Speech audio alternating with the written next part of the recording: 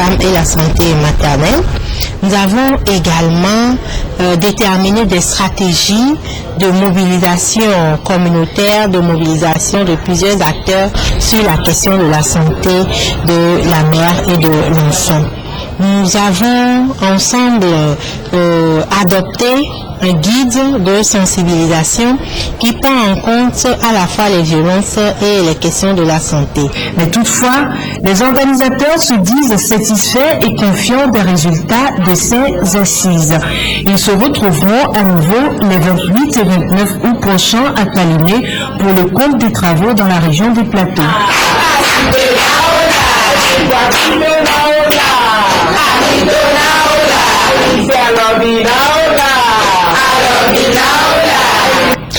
Voilà, vous venez de nous suivre. Il était question dans cet élément, dans ce reportage qui vient de passer de violences faites aux femmes. Et justement, à ce propos, nous recevons Sasso Kodo. Il est artiste musicien et il sera en concert ce samedi 24 août à 19h30 à l'Agora Singer. Sasso Kodo, merci d'être passé dans ce journal. Oui, bonjour, merci. Alors justement, pourquoi ce concert et pourquoi le thème de violence faites aux femmes? Il faut dire que, vous savez, selon les statistiques, au Togo et au Bénin, chaque jour, il y a 2 femmes qui décèdent sous le coup de leur mari. Et ce concert, j'ai décidé de le placer sous ce thème-là parce que c'est un guise de remerciement aussi, parce que en Occident, tous les concerts, parce que j'ai fait 215 concerts cette année, quand on a bien compté, j'ai eu le cul de gratitude, j'ai pas eu de mal de dette, j'ai pas eu de mal de vente, et j'ai assuré tous les concerts. Et c'est ma carte mentale qui m'a permis d'assurer tout ça. Donc, il est de bon temps que je revienne remercier cette terre natale à travers ce concert. Et la violence faite aux femmes, vous voulez lancer quel message, quel va être l'impact de ce concert? Il faut dire qu'un homme qui a accepté de prendre une femme dans son foyer doit respecter cette femme-là. Et c'est dans les deux sens d'ailleurs. Il faut dire que la vraie valeur d'un homme dans son couple se reconnaît à travers la façon dont il respecte sa femme. Voyez, voilà. Et on voit également le développement d'un pays à travers la façon dont les hommes s'occupent des femmes. Voyez, donc aujourd'hui, je suis revenu au Togo pour faire ce concert-là et le placer sur ce thème parce que nos femmes, on se doit de les respecter d'abord pour que les étrangers, quand ils viennent dans notre pays, les respectent autant. Voilà. Alors justement, le concert en lui-même, comment va-t-il se dérouler? Et il y aura, si vous voulez, 2 parties dans ce concert. Il y aura une première partie qui sera assurée par Agoti et Vaida. La deuxième partie sera assurée par moi-même avec nos musiciens de France, d'Europe et du Togo, parce qu'il y aura également, si vous voulez, Régine Gesta qui sera là, la grande Régine Gesta qui a sorti la grande méthode vocale en Europe. C'est ma choriste depuis 12 ans. Elle sera parmi nous également. Le Togo veut voir qu'aujourd'hui, les Français peuvent chanter dans notre langue aisée, parce qu'il ne faut pas que ce soit toujours dans un seul sens. Vous voyez, voilà. Et aujourd'hui, on se doit d'aller en Europe et de montrer que nous aussi, nous avons des valeurs que les Européens peuvent copier et qui peuvent plaire aux Européens. Vous voyez, voilà. Alors, Sasso Kodo, c'est un artiste qu'on a commencé par découvrir, mais depuis combien d'années déjà est-ce que vous faites de la musique? Il faut dire, comme je l'ai souligné tout à l'heure, effectivement, je fais la musique depuis 15 ans. J'ai commencé à en vivre depuis 15 ans. Et il faut dire que ça fait quoi? Ça fait 5 ans que j'ai décidé de revenir au Togo, chaque année faire un concert au Togo, parce que ça m'a été demandé par les Togolais qui viennent me voir en concert en Occident et qui me disent, mais attends, mais ici, tu fais plaisir aux Occidentaux, tu fais plaisir aux étrangers, mais les Togolais ne te connaissent pas. Voyez. Après, au petit recul, je me suis dit, mais effectivement, ils ont raison. Voyez. Voilà. Et donc, depuis 5 ans, j'ai décidé de venir chaque année, faire plaisir à mes compatriotes, faire plaisir à mes frères et mes sœurs, et porter nos valeurs. Parce que je dis, il n'y a pas de développement sans fierté identitaire et culturelle. Et donc, dans ce sens-là, nous devons reconnaître nos valeurs, et c'est ça qui fait notre force. Voyez. Et c'est ça qui fait que, quand nous allons à l'étranger, nous sommes confiants, nous sommes dignes, et les Européens, en l'occurrence, nous respectent tout autant. Justement, ça fait 15 ans que vous êtes déjà artiste et musicien. Et quels sont les messages que généralement vous véhiculez dans vos chansons? Je veux dire que les messages que je véhicule dans mes chansons sont des messages de paix et de respect de l'être humain, de mes frères, vous voyez. Voilà.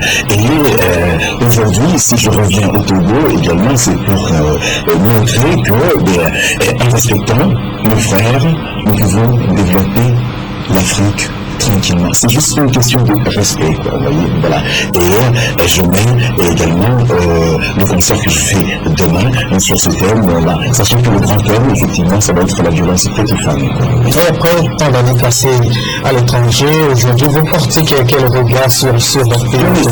Il faut dire que je porte un regard mais assez mitigé sur le bilan, parce que il faut dire que je ne suis pas vraiment dedans dans ce que fait le gouvernement ici. Nous, on a un regard extérieur en tant que Togolais, et je reconnais que on peut dire que peut faire mieux. Faire mieux dans la mesure où, depuis que je suis parti du Togo, je suis revenu, c'est vrai qu'il y a quelques petites choses qui ont changé, quoi. Voilà.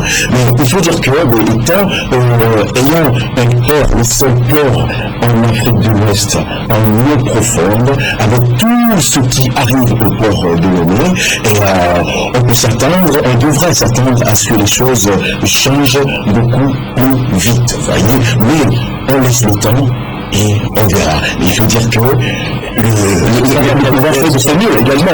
On ne va pas être d'accord avec vous. Mais ça, c'est effectivement, je vais vous dire, les autorités ne sont jamais d'accord. Que ce soit en France, que ce soit au Togo, que ce soit au Ghana, que ce soit n'importe où, les autorités ne sont jamais d'accord parce que ils qualifient toujours leur bilan de très positif. Vous voyez, voilà. Et c'est les regards extérieurs qui sont beaucoup plus, je crois, beaucoup plus objectifs. Vous voyez, voilà. Et donc, au demeurant, ils font de leur mieux, Mais bon, on espère que, avec toutes les richesses qui arrivent au Togo tous les jours, on espère que ça va changer. Alors, Sassou Kodo en concert ce samedi. Est-ce que, rapidement, en 10 secondes, vous pouvez nous redonner rapidement quelque chose ici sur ce plateau?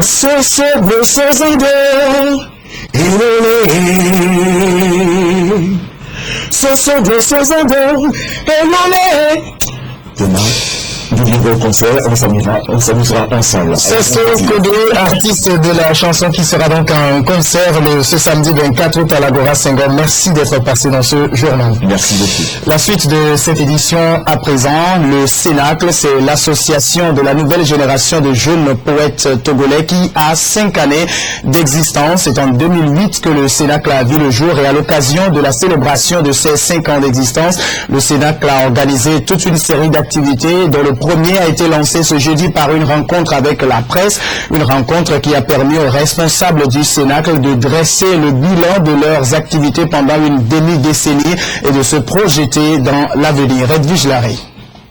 De 2008 à 2013, le Cénacle capitalise 5 années d'existence. 5 années dans la vie de cette association dont le but est de faire la promotion de la littérature togolaise à travers la poésie. Les hommes ont de pensée que lui les mettent dans leur poche. Dans le collège, lycée et université, les notes sont sexuellement transmissibles. En 5 ans, le Cénacle s'est surtout battu pour faire vivre l'art littéraire togolais. La célébration de cet anniversaire est pour les responsables du Cénacle le moment de dresser un bilan de leur parcours. Et ce bilan, à les écouter, est positif. Notre bilan est satisfaisant. Parce qu'en 5 ans, nous avons eu une dizaine d'auteurs qui sont publiés. Et surtout, en 5 ans, le Cénacle a réveillé le public togolais en matière de lecture et de l'écriture. Il y a pas mal de jeunes auteurs qui sont venus à nous lorsque nous avons lancé le Cénacle en 2008. Et aujourd'hui, on ne peut pas les compter. Un bilan positif, certes, mais le Cénacle a dû faire face à de nombreuses difficultés qui ont surtout pour nom le peu de considération accordée à la poésie togolaise et le manque de moyens. La principale difficulté durant ces 5 années pour le Cénacle, c'est le manque de moyens. nous n'avons pas les moyens pour pouvoir financer les projets que nous avons élaborés. Nous avons quand même eu du mal à asseoir notre politique de promotion de la poésie togolaise comme nous l'avons dit en 2008. Malgré ces difficultés, le Sénat dresse des perspectives d'avenir. Dans les années à venir, le Sénat compte avoir plus de moyens pour pouvoir éditer les œuvres de ses membres, créer une maison de la poésie. Et surtout, nous avons aujourd'hui une préoccupation, c'est-à-dire que le Sénat doit changer de nom. Et dans la dénomination, c'était Association de la nouvelle génération de poètes togolais. Mais il y a des membres qui ne sont pas que des Togolais, qui sont sénégalais, béninois. Donc, les gens nous demandent à ce que l'association soit africaine. Donc, c'est quand même une perspective. Nous allons y arriver dans les années à venir. Les festivités de ce 5e anniversaire se poursuivent jusqu'au 30 août, où l'association va procéder à la remise des distinctions aux sponsors. Le Sénac garde le vœu de voir les autorités s'intéresser beaucoup plus à la littérature togolaise. Et cette information en bref et en image à présent, sachez qu'un nouveau coup de filet de la cellule aéroportuaire anti-trafic 4 a eu lieu. 2 individus de nationalité malaisienne et équatorienne ont été interpellés à l'aéroport international Nyasingbe et Yadema de Lomé le 18 août dernier. La malaisienne nommée Anita Binti Ahmad tentait de s'embarquer à bord de son avion avec 1 kg de méthamphétamine dissimulé dans son sac de voyage. Les enquêtes ont révélé qu'elle a été aidée par des complices Uko Hadede Agou, nigériane résidente à Lomé, a aussi été arrêté. Quant à l'équatorien nommé Reyes Carlos Andrés, il a été intercepté avec 1 kg 900 de cocaïne dissimulée dans 2 boîtes à pommades, toujours selon la CAT. Lui aussi a bénéficié de la complicité d'un Sud-Américain établi à Lomé. Des procédures judiciaires sont en cours pour contre ces 3 présumés trafiquants qui feraient partie d'un vaste réseau de trafiquants avec des ramifications dans la sous-région ouest-africaine et en Amérique latine. Hors du continent, nouvelle journée de mobilisation en Égypte. Les partisans de l'ancien président Mohamed Morsi sont à nouveau descendus dans la rue, toujours avec la même revendication, le retour aux affaires de l'ancien président déchu Mohamed Morsi. Mais c'était une mobilisation moindre par rapport aux mobilisations auxquelles on a assisté il y a quelques jours. D'ailleurs, le Caire, la capitale égyptienne, était sujet à un dispositif sécuritaire impressionnant. Ils ne désarment pas, mais leur nombre est de plus en plus réduit. Ce vendredi, les partisans pro-Morsi ont réussi à se rassembler dans les rues du Caire, quelques milliers seulement, divisés en 3 manifestations, comme ici dans le quartier de Zeytoun. Depuis plusieurs jours, les appels à sortir dans la rue n'avaient rien donné, mais la motivation de ces militants semble intacte. Quand une nation est dirigée par les tanks, le fer et le feu, nous ne pouvons pas l'accepter. Si le Conseil militaire continue à contrôler le pays, ce ne sera pas pour longtemps. Cette révolution va continuer. La vague révolutionnaire va continuer. Avant le début de la répression de leur rassemblement, les pro-Morsi mobilisaient des dizaines, voire des centaines de milliers de manifestants. Mais depuis 8 jours, les assauts des forces de sécurité ont fait près d'1 millier de morts dans leur rang et plus de 1000 militants et cadres des frères musulmans ont été arrêtés. Cette journée de vendredi est annoncée comme un signe de la capacité ou pas du mouvement à rebondir. Beaucoup d'Égyptiens ont manifestement peur de descendre dans la rue où le nouveau pouvoir a autorisé d'ouvrir le feu sur des manifestants hostiles. Et pour bien faire passer le message, dès le matin, des blindés étaient déployés en nombre aux principaux carrefours du Caire.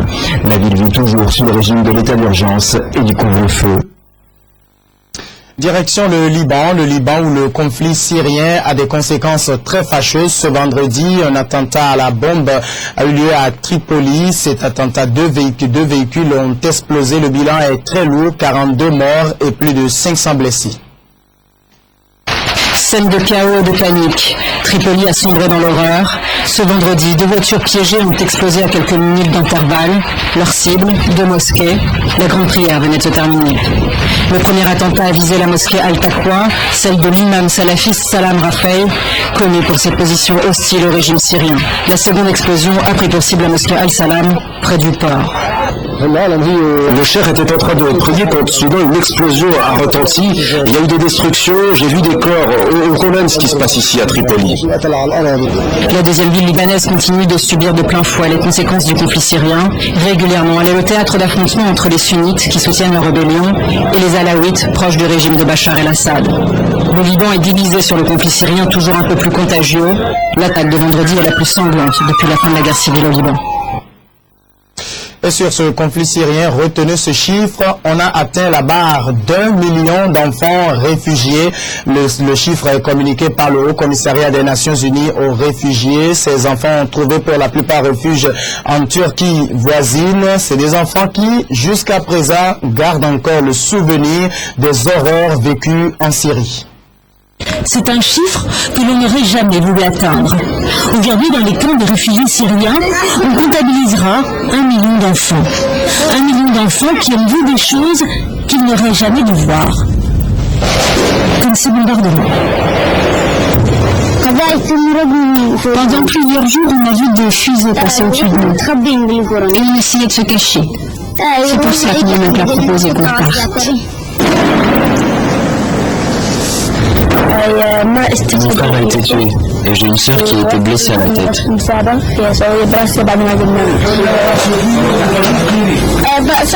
commencé à bombarder notre maison. Nous ne pouvions pas rester là plus longtemps. Nous pleurions beaucoup. Aya a 8 ans et aujourd'hui sa maison, c'est cette tante qu'elle partage avec ses parents et ses 6 frères et sœurs. Et malgré tout ce qu'elle a vécu, elle n'a qu'un seul rêve, retourner dans son pays. J'aime la Syrie et mon pays me manque. Là-bas, j'avais l'habitude de jouer avec mes amis et ma sœur. Je jouais beaucoup avec elle, sur le vélo. On jouait avec le jeu aussi. Mais rentrer au pays, comment cela sera-t-il possible? Est-ce toute une génération qui sera condamnée à vivre ainsi? Les derniers événements en Syrie nous laissent craindre. Voilà, et merci à tous les Togolais de la diaspora qui nous suivent un peu partout dans le monde. À demain.